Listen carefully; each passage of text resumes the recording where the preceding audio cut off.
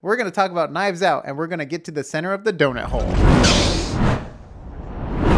Hey everyone, welcome back to AsArt. So Nick had been telling about Knives Out for a little bit. Just watched it last night. So we're going to talk about first non-spoilers, then we'll put on screen a big display, and then we'll get into spoilers section, just talk about the movie and thoughts and everything. So Nick, just saw it last night. You saw it how long ago, would you say? I saw it months ago, I feel like. Okay, you saw it a while ago. You've been telling me about it. Yeah. And I had honestly kind of forgotten what the movie was. I remember seeing like initial trailers for it, but then I forgot about it. So going back in, I watched it with other Nick last night and his wife. And I was like, oh, okay, this is that movie. It was great. Good. It was great. It's so good. So first off, I have to say, Rian Johnson, you do a great movie here, and then yet you ruin the middle of the new Star Wars trilogy. What's going on here, man? I mean, it was ruined in the first movie. Come on, let's be honest. But no, it was great. So honestly, I don't have a whole lot of experience with Rian Johnson movies other than The Last Jedi Looper. and now Knives Out. So, Looper. Oh, Looper. Yeah. So he makes good movies. Yeah. He Does. movies. Mm-hmm. Yeah, because Yeah. I really liked Looper. We should talk about that sometime. If you guys haven't seen Looper, really cool concept of movie. And I think it was his first time working with all these actors too. The only person he worked with in this movie was Frank Oz because he did Yoda. Did you notice Frank Oz when he was the lawyer? When he comes in to read the will, that was Frank Oz. That was Frank Oz? Yeah, dude. For whatever reason, I keep thinking of Frank Oz as being a little dude because he did Yoda, but he's not. He's a regular guy. He's a puppeteer, right? Yeah. Uh-huh. So he's a regular actor too then? Yes. I didn't know that. Okay. I didn't know that. Dude, okay. and talk about like perfect casting too. Everyone did such a good job, and it was just amazing. And the whole murder mystery, I'm so happy murder mysteries are back. I know, they're coming back. And it's not Sherlock Holmes. It's an original idea too. And it's funny because it made me think I've never seen the movie Clue before. And then I think they make reference to that movie in this movie. They're like, yeah, what is this, like 1980s Clue or whatever? Yeah. So I need to watch make Clue. But reference to so many different murder mysteries. Like you have Sherlock Holmes, like the game's afoot, and like literally the blood was on her foot. Like, come on, like how much more Sherlock Holmes can you be than that? And you know what? And credit to Rian Johnson too, because it can be, I don't know if it was in this movie, but it can be very challenging when you have, those were all very high profile actors and actresses. And it can be very hard to manage all those personalities and egos. And again, I don't know if it's the case with this movie, but some directors are notable for their ability to handle all kinds of different personalities and make it work. And so I don't know if that was the case in this movie, but I mean, it was a all-star studded cast. Did the movie do well in theaters? I think it did pretty well. I don't know. I don't know actually. Wow, it was beautifully shot. Yeah. The color grading was really good. The background was incredible too. The set design, like all those different statues and stuff. And you know what's even crazier too? That painting you see in the wall of the owner is actually green screen. They put it in later. Really? Yeah, I thought that was such a cool little visual effects thing. Awesome. Yeah, and then I think he even talks about it too, how it was actually green screened, and they would have to composite. And then if you notice the face, he's like sad at first. Spoilers ahead. At the end of the movie, once she ends up with the house where she literally has a mug that says "My house, my rules, my whatever." And she's like drinking that mug. His painting, he smiles at the end. They switched the painting so he's sad and then he's smiling at the end. a little bit. Yeah. How funny! And then How the cool. painting is involved with so many shots too. He was really doing a lot of triangle shots because there's so many people that he had to deal with and stuff. And it was so cool that every so often you'll just see the painting like resting over the shoulder of one of the characters and stuff. Like he was still looking over everyone. Yeah, that's cool. So cool. And then the whole donut hole. So there's that beautiful set piece with the knives. They're all pointing inwards into the hole. So when he's almost like a Game of Thrones thing, right? Yeah, almost like a Game of Thrones thing. And then when he was interviewing the different brothers and sisters and family members and stuff, depending on how far they were from actually being the murder and stuff, they were farther away from the hole. And like the closer the people that were more part of the murder mystery are closer to the hole than the other people. So they framed it so like they're outside the hole, but then like there's even a part like when he brings I forgot who's the main actress, the nurse. I forgot her name. The in the girl. movie. Yeah. They bring her in at the end, and then when all the ants, that's when the what's his name comes in. America's greatest ass, Captain America. You did a good job at being that. I mean, he was an ass in this movie, but like when he's in the room, remember when they're doing the questioning at the end? She's perfectly framed in the center because like that's the answer to the donut hole and stuff like that. But just so many beautiful. And then I think even when he remember when that thing breaks off the roof. And she like threw it so the dog would like fetch it or whatever. Yeah. And then the dog brings it to him. When he lifts it up, she's almost in the frame because he's getting closer to the answer kind of thing. It's so cool. There's like so many cool little things like the doorway where like the girl would snuck in at night, like the whole staircase thing.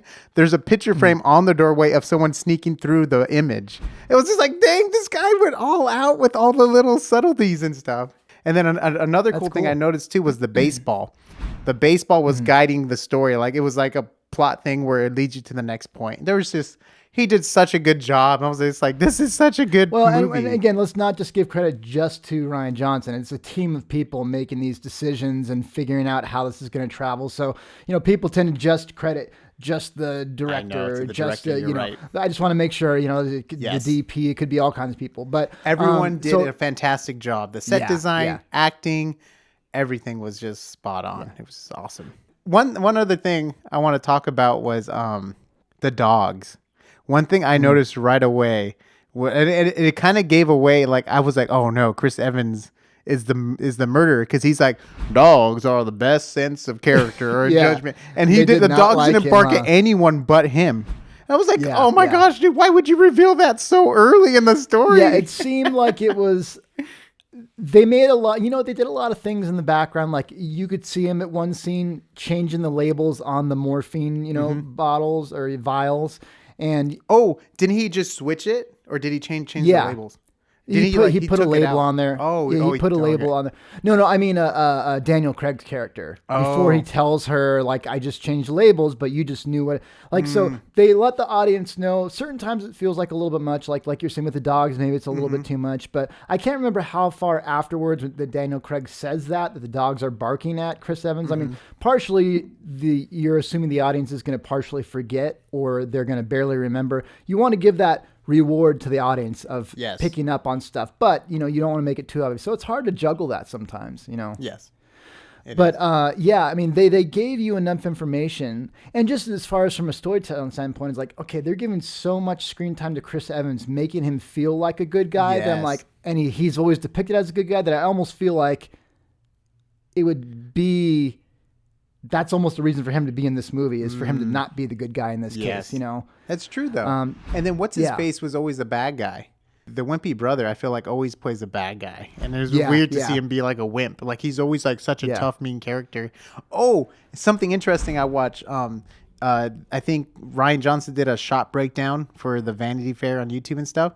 And there was one there. He mentioned the reason why he didn't bring Chris Evans in until later on in the movie. He was inspired by Star Wars A New Hope, where Han Solo doesn't come in until 40 minutes into the film, and it's like a boost of energy that like you needed. You know what I mean? It's like, because like you have the story going along, but once Chris Evans comes in, it's like a breath of fresh air to help the story progress. And I was like, that's so cool. Actually, I'm gonna link that video down in the description below because it's really cool. He talks about his framing and how the scene where the family's together for the first time, where everyone's in the room.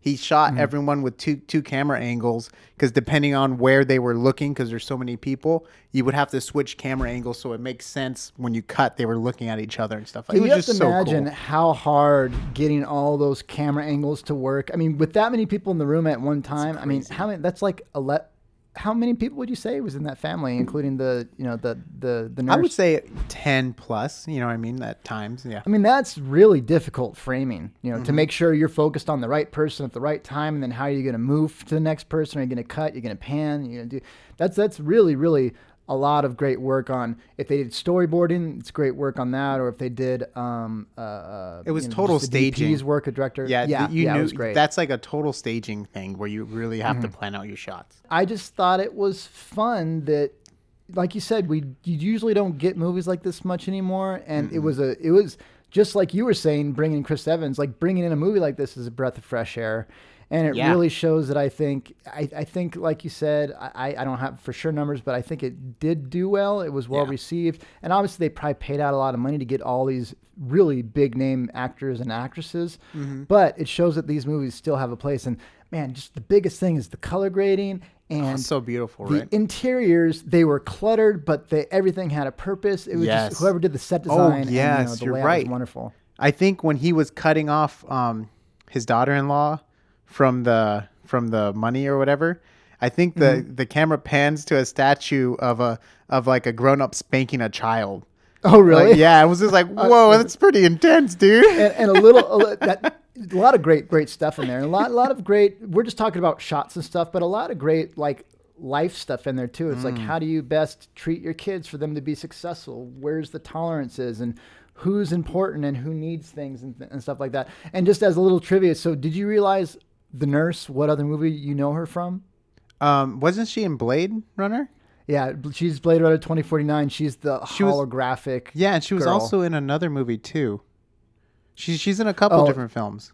I haven't seen the other film that you're probably talking about, but it took me a second. I'm like, oh, that's the. She's done a really good job in a number of roles now. She was really good in this. She was really good in. I think Blade she Runner. originally started in like Spanish films, or like foreign films, and I think she's making her way over. I mean, she's fantastic. In this movie, she did such a good job. The whole thing where she's not able to lie. Yeah, the first time he's like, I love the police guys. They're like, I thought that was just metaphorical. I thought that was just a, Yeah. she literally, and it was, and this is a spoiler section, but at the end when she, the final reveal, she's right up. I don't know why you guys, but I have such a sick. This is my mom too.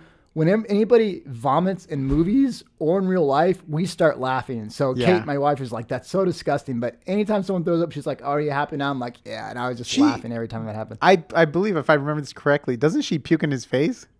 Yeah, projectile vomits. But the knife scene, remember with the phony knife? That was so awesome. He's like poking her. He's like, shoot. Like it's a great blend of real life thoughts and then comedy and then just mystery. Like, it's a really great combination of all those things. So, really liked it. Did you know this? They're making a sequel. So basically, Daniel Craig's going to be the only character in it. He's basically going to be Sherlock Holmes in this in the new series of murder mysteries. So he's just going to be presenting a new, fresh idea and have to solve it and stuff like that. Oh, cool. So different family and everything is. You know what? I think that's a great idea because Sherlock Holmes is just such a long-standing thing. He's just kind of recreating Sherlock Holmes a little bit. And he did great. And Nick mentioned in another video we did a long while back. He's like, John, I'm excited for you to see Knives Out because Daniel Craig with his American accent, very American. I kept laughing. About that. Yeah, it was hilarious. Dude, everyone did such a good job. I give this movie 4.5 out of 5 stars. What about you? Yeah, that's a good rating, right? Yeah, I think that's a really good 4.5 out of, totally. I think that's going to be our rating system from now on. We'll just go with stars until we use John's face. And then, how many Johns do you think it was? Wow. Is like toilets, the more toilets they get, the worse the movie was? Like, oh, that would be pretty funny too, huh? Like, you got 5 toilets, it means it was a bad flush. Yeah. So guys, we like to cover movie reviews here. We also have a website that has links to our podcasts. We do audio podcasts, and we post 3 times a week to this channel. We do visual effects breakdown. We do movie reviews, and we're tapping into some cool deep fakes. Stay tuned. We already did one of Adam Driver on Professor Snape's face. You guys need to check it out. It's so cool but weird, and yes, all the great things combined. AsArt.space. AsArt.space has all that stuff. Yes. See you next time.